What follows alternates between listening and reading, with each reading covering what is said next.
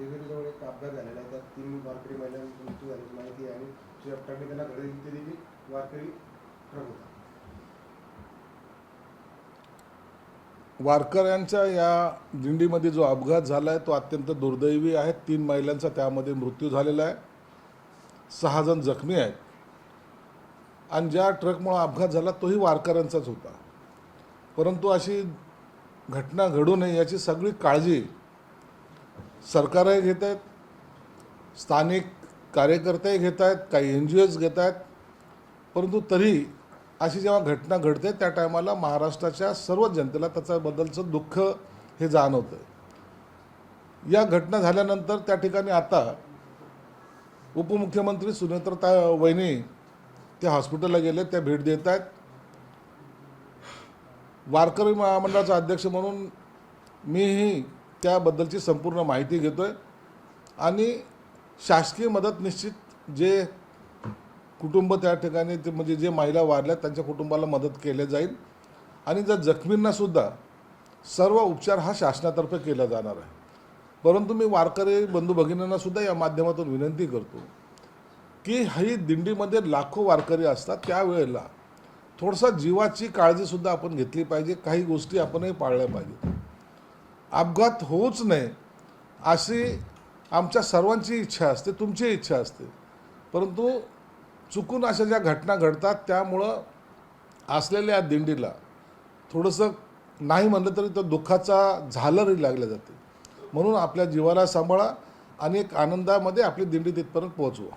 एक धाराशिवची घटना आहे. वारकऱ्यांना वाटण्यासाठी संत गजानन महाराजांची वारी दिंडी चालली होती. तिथे काही कोल्ड्रिंक्स आणि काही पेय आणली. ती पिऊन सुरुवातीला नर्सेसलाच विषबाधा झाली. सुदैवाने वारकऱ्यांपर्यंत ते पोहोचलं नाही, नाहीतर मोठा घात झाला असता. ती जी काय पेय आणलेत आता त्याच्यावर तर बंदी घातलेली आहे, त्यांचं सगळं सीलही केलेलं आहे. परंतु अशा प्रकारे कोल्ड्रिंक्स ह्या कशा निर्माण झाल्या आणि पहिला टेस्ट ज्याला म्हणता येईल ते ज्या नर्सनी घेतल्या त्याच स्वतः गंभीर आहेत. म्हणून अशा प्रकारचा जर ती कोल्ड्रिंक जर सर्वसामान्य वारकऱ्यांकडे गेली असती तर किती मोठा घटना घडली असती याची कल्पना केलेली बघू. म्हणून आता ज्या कोल्ड्रिंक्स वगैरे जे आहेत, जे वारकऱ्यांना देण्यात येणारे पेय असतील इतर, ते सुद्धा FDA मार्फत चेक केले जातील. आपण बघतोय हजारो वाहन जे ते वाहनात सहभाग होतात, ते वारकऱ्याचे वाहन असताना पोलीस त्यावर कारवाई करत नाहीत. मात्र त्याचं फिटनेस नसतं, अनेक वाहन जे खिळखिळ झाली पाहिजे. तुम्ही वारकरी महामंडळ अपेक्षा तशी काही नियमावली झाली पाहिजे का? हे बघा, नियमावली आपण ह्या वारकरी संप्रदायाचे जे असतात सर्वजण लोक जे असतात अत्यंत भक्तिभावान जात असतात. हे काही बिझनेस नाही आहे. ह्या ट्रक्स वगैरे जे असतात ते त्यांच्या गावातले असतात, खेड्यातले असतात, ते काढतात जातात घेऊन जातात. म्हणून त्याला सहानुभूतीने पाहिलं पाहिजे. म्हणून आम्ही त्यांच्याकडे पाहताना सहानुभूती दर्शवतो. प्रत्येक गाडीला फिटनेस पाहिजे, फिटनेस घेणं आवश्यक आहे. खरं तर ते बंधनकारकसुद्धा आहे.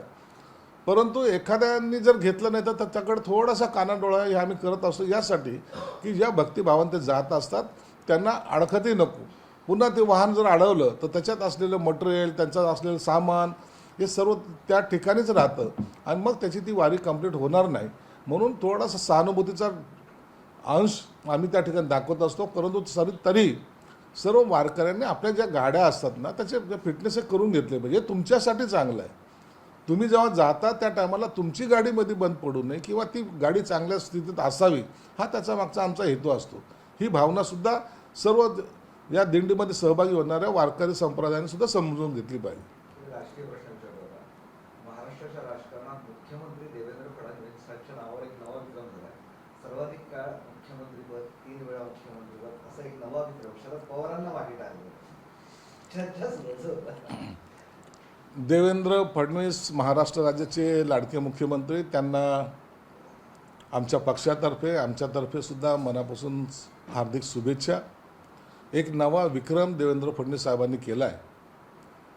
शरद पवार साहेबांचा सुद्धा रेकॉर्ड मोडून ते आज पुढे गेलेले आहेत. त्यांच्या या वयामध्ये भरपूर आणखीन यशाचा पल्ला त्यांना गाठायचा आहे आणि म्हणून हे असलेलं उमदा नेतृत्व, महाराष्ट्राला लाभलेलं नेतृत्व आणखीन प्रगतीपथावर जावं, राजकीय त्यांचं आणखीन पुढं भरभराट हो अशी आमच्यातर्फे सुद्धा त्यांना शुभेच्छा आहे. केंद्रात वगैरे जावं असं काही का? दिल्लीत का आधी म्हणजे दिल्लीत जावं. दिल्लीत जावं का?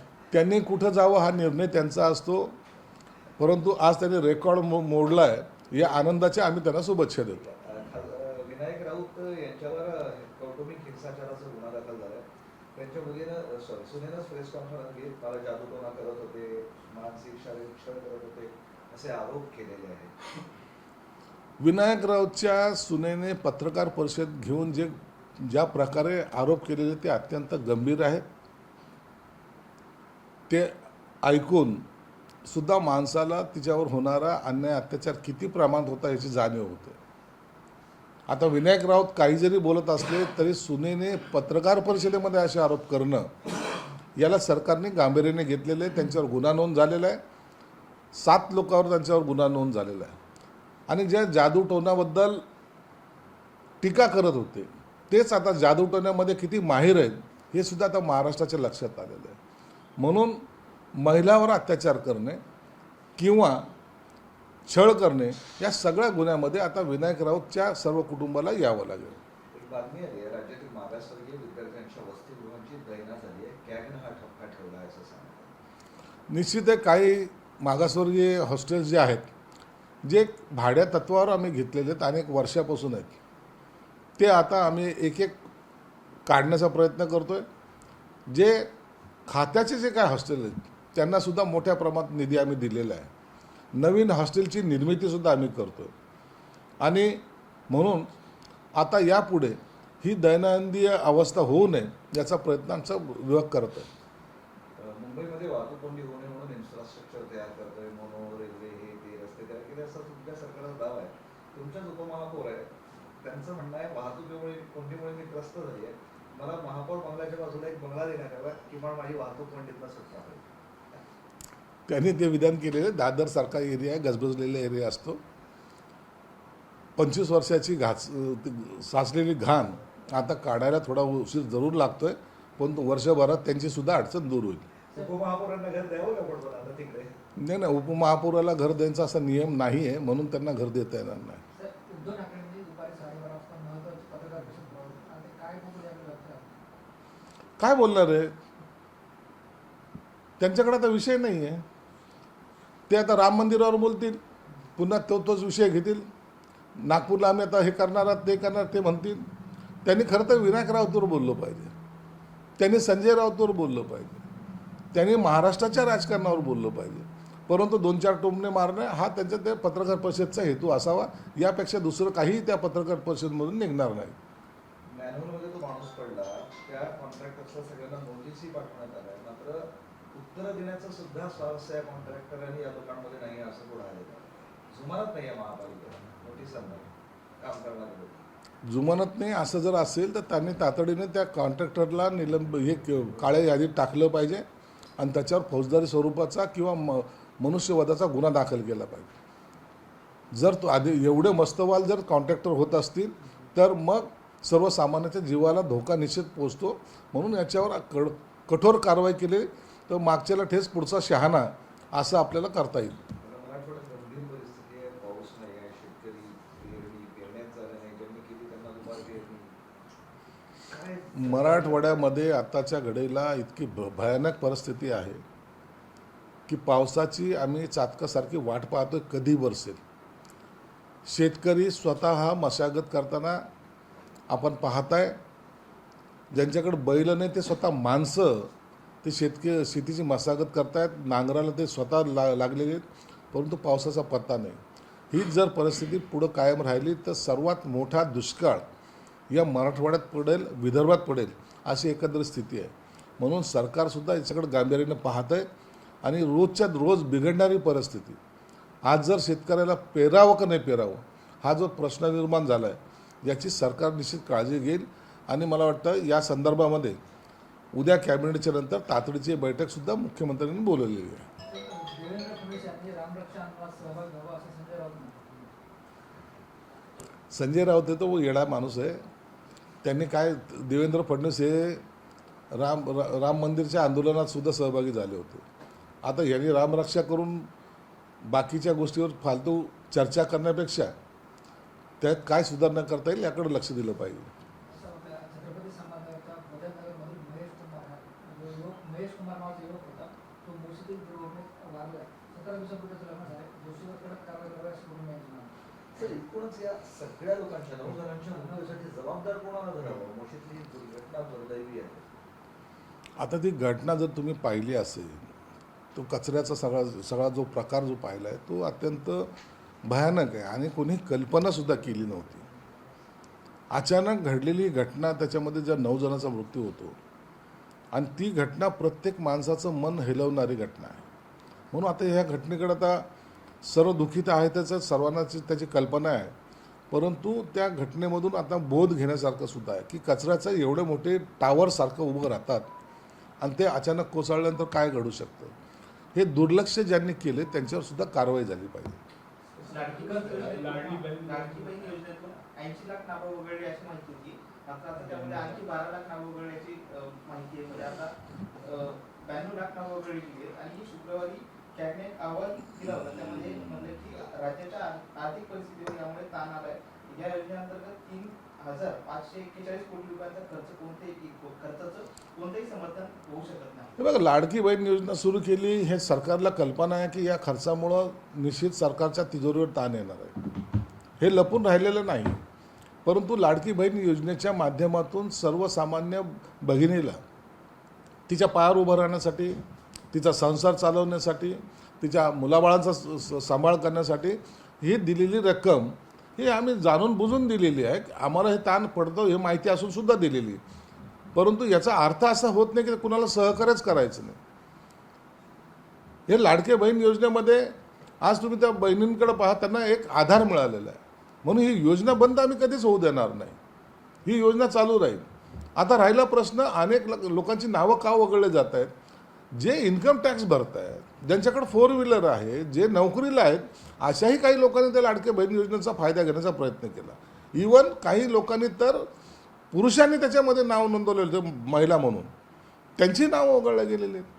म्हणून ज्यांची नावं वगळले जातात ते त्या योजनेला पात्र नाही म्हणून वगळले जातात. परंतु याचा अर्थ काही लाडकी बहीण योजनेमध्ये कट मारतोय किंवा त्यांना मदत पुरवायची नाही असं नाही. एकनाथ शिंदे साहेबांनी स्पष्टपणे सांगितलं की ही लाडकी बहीण योजना बंद होणार नाही म्हणजे नाही. म्हणून त्याची धास्ती किंवा त्याची चिंता या लाडक्या बहिणींनी सुद्धा करू नये. कॅगनी जो रिपोर्ट दिलेला आहे, कॅगच्या रिपोर्टच्या प्रमाणात निश्चितच आहे तिजोरीवर ताण पडतोय. परंतु त्याचा मार्गसुद्धा सरकार काढतंय. दुसऱ्या एखाद्या योजना कमी करून किंवा दुसरं एखादं काम थांबवून या योजनेला पैसा हा आम्ही देतोय. कर्जमाफीतून लाखो शेतकऱ्यांना वगळण्याचा डाव सरकारचा आहे असा आरोप वडेट्टीवारांनी केला. जर शेतकऱ्यांना वगळायचं असेल तर कर्जमाफी कशाला होतं असं नसतं होत कधी. हे अचानक हवेत केलेले यांनी आरोप आहेत. मग कर्जमाफी द्यायची नसेल तर मग हे घोषणा कशाला करायची. अहो, शेतकऱ्याला द्यायचंय म्हणून तर हे घोषणा असतात ना. मग वगळून 0% कर्जमाफी दिली काय उपयोग होतो त्याचा.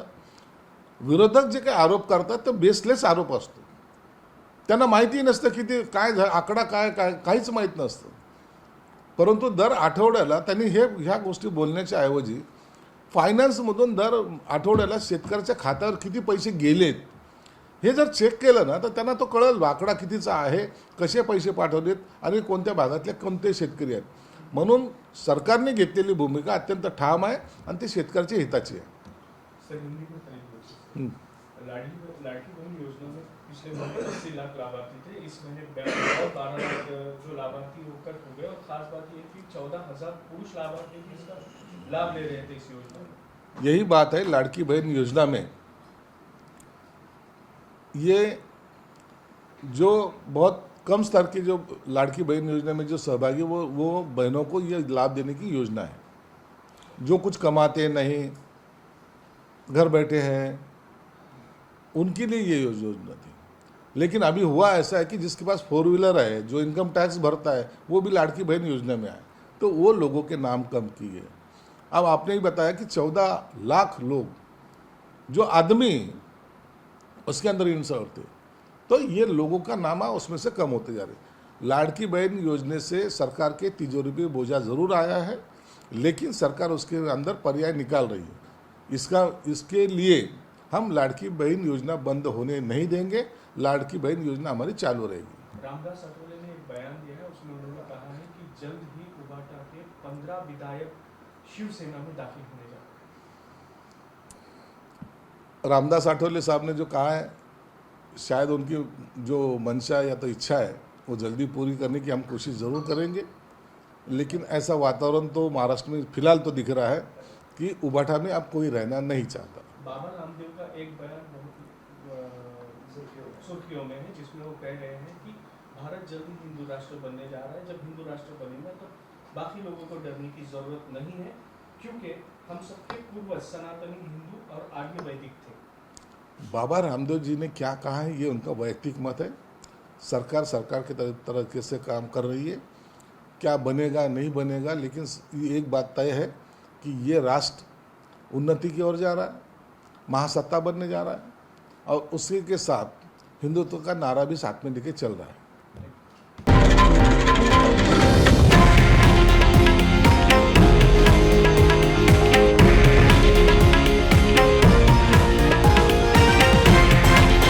हे आहे देशातील नंबर 1 न्यूज नेटवर्क आणि आपण पाहत आहात TV9 मराठी, एकमेव।